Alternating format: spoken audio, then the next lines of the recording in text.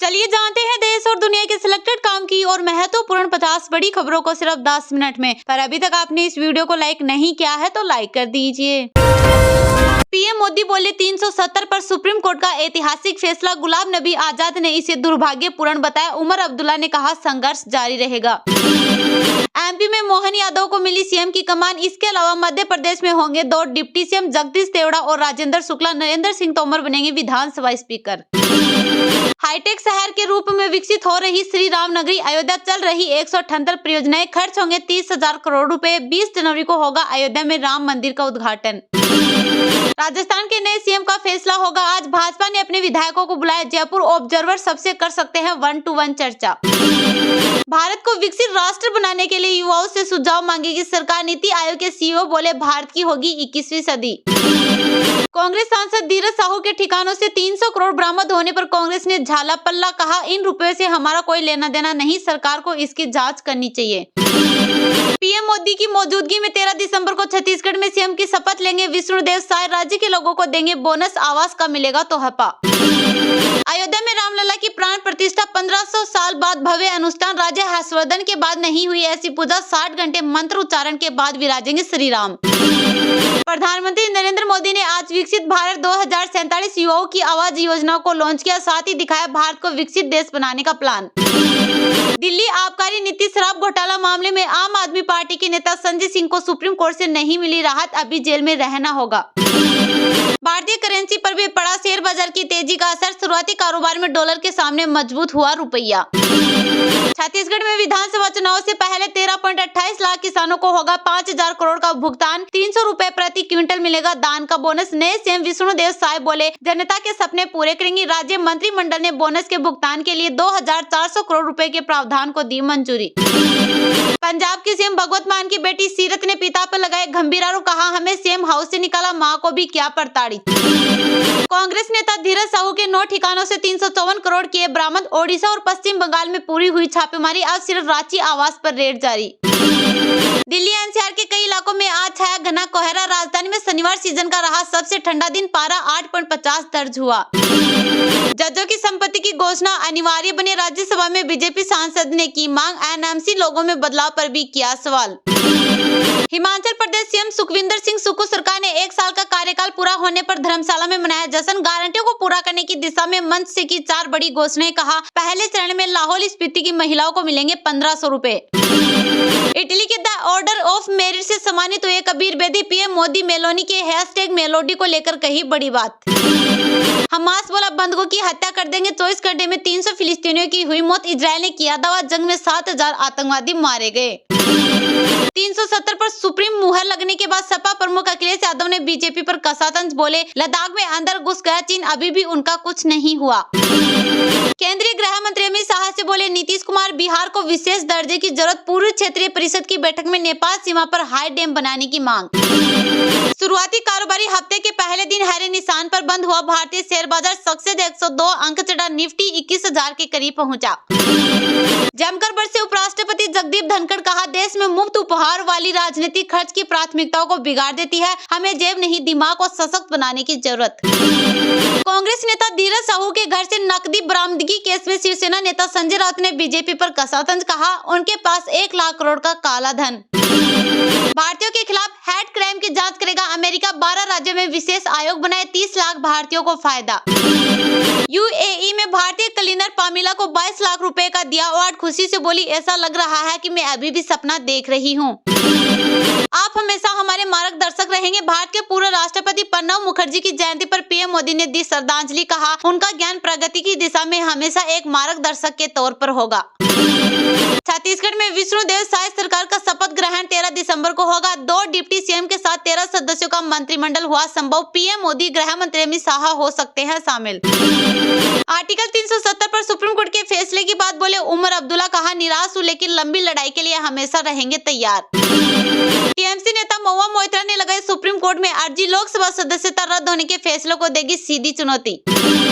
दुनिया के सबसे प्रदूषित शहर चीन से ज्यादा भारत में। चीन ने गाड़ियां कोल प्लांट किए कम, देश में प्रदूषित शहर 75 से घटकर 16 हुए। संसद से निष्कासन के बाद जनता के नाम दिया संदेश, महुआ मोइत्रा बोली हम इस लड़ाई को जीतेंगे।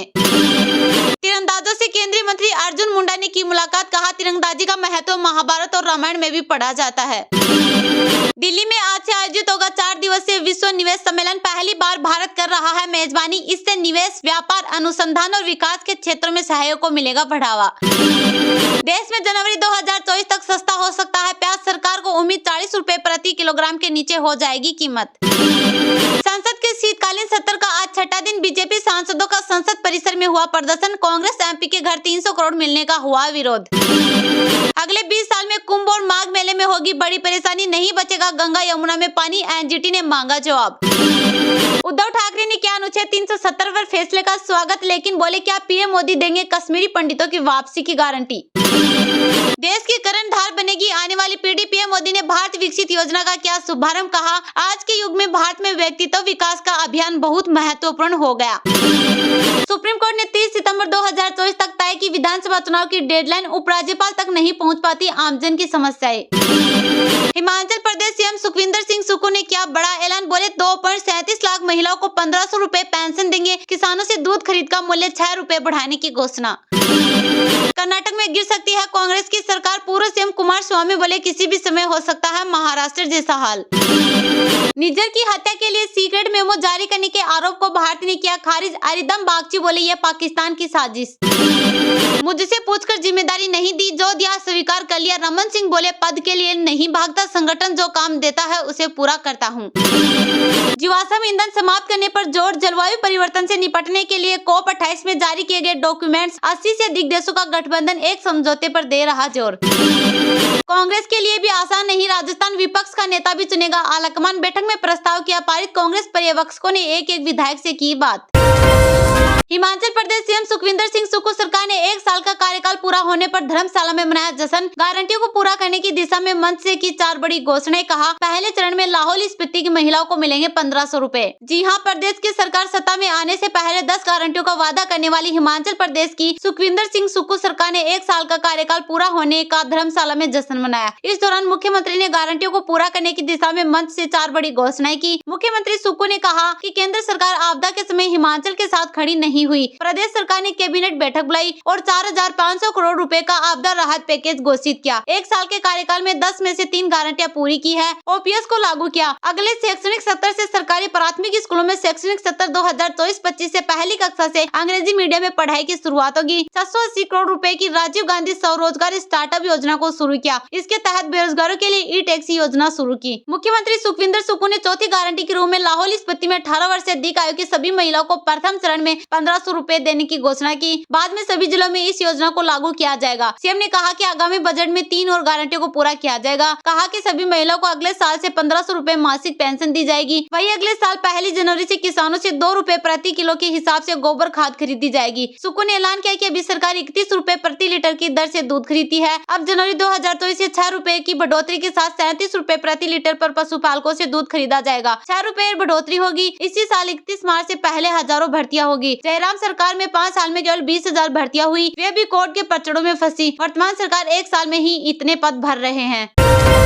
छत्तीसगढ़ में विधानसभा चुनाव से पहले 13.28 लाख किसानों को होगा 5000 करोड़ का भुगतान। 300 रुपए प्रति क्विंटल मिलेगा धान का बोनस। नए सीएम विष्णुदेव साय बोले जनता के सपने पूरे करेंगे। राज्य मंत्रिमंडल ने बोनस के भुगतान के लिए 2400 करोड़ रुपए के प्रावधान को दी मंजूरी। छत्तीसगढ़ में विधानसभा चुनाव से पहले एक महत्वपूर्ण फैसले में राज्य सरकार ने किसानों को धान खरीद में न्यूनतम समर्थन मूल्य के अलावा 300 रुपए प्रति क्विंटल का बोनस देने का फैसला किया है। मुख्यमंत्री रमन सिंह की अध्यक्षता में मंगलवार को मुख्यमंत्री निवास पर मंत्रिमंडल की बैठक में यह निर्णय लिया गया। सिंह ने संवाददाताओं से कहा, खरीफ सत्र 2018 के लिए धान की सरकारी खरीद 1 नवंबर से शुरू होगा। एमएसपी के साथ किसानों को 300 रुपए प्रति क्विंटल का बोनस दिया जाएगा। खरीफ सत्र 2018-19 के लिए केंद्र की राज्य सरकार ने ए ग्रेड धान के लिए 1770 रुपए प्रति क्विंटल का एमएसपी और आम ग्रेड धान के लिए 1750 रुपए प्रति क्विंटल का एमएसपी घोषित किया है। बोनस के साथ छत्तीसगढ़ सरकार ए ग्रेड धान के लिए किसानों को 2070 रुपए प्रति क्विंटल और साधारण ग्रेड धान के लिए 2050 रुपए का दाम देगी। राज्य मंत्रिमंडल ने बोनस बोनस के भुगतान के लिए 2400 करोड़ रुपए के प्रावधान को मंजूरी दे दी। यह निर्णय इसलिए भी महत्वपूर्ण है क्योंकि साल के अंत तक राज्य में विधानसभा चुनाव होने हैं। सरकार को विधानसभा में प्रस्ताव पारित करना होगा। इसने राज्यपाल से विधानसभा का एक विशेष सत्र बुलाने का अनुरोध किया है, जहां दूसरे अनुपूरक बजट के लिए मांग प्रस्ताव पेश किए जाएंगे। मुख्यमंत्री ने कहा कि विशेष सत्र 11 और 12 सितंबर को होने की संभावना है। एमएसपी और बोनस को प्राथमिक सहकारी समितियों द्वारा संचालित खरीद केंद्रों में धान बेचने वाले किसानों के बैंक खातों में सीधे जमा किया जाएगा। उन्होंने कहा कि पिछले खरीफ सत्र में खरीद प्रक्रिया खत्म हो जाने के बाद किसानों को बाद में बोनस प्राप्त हुआ था, लेकिन इस बार पूरी राशि का भुगतान साथ ही साथ किया जाएगा।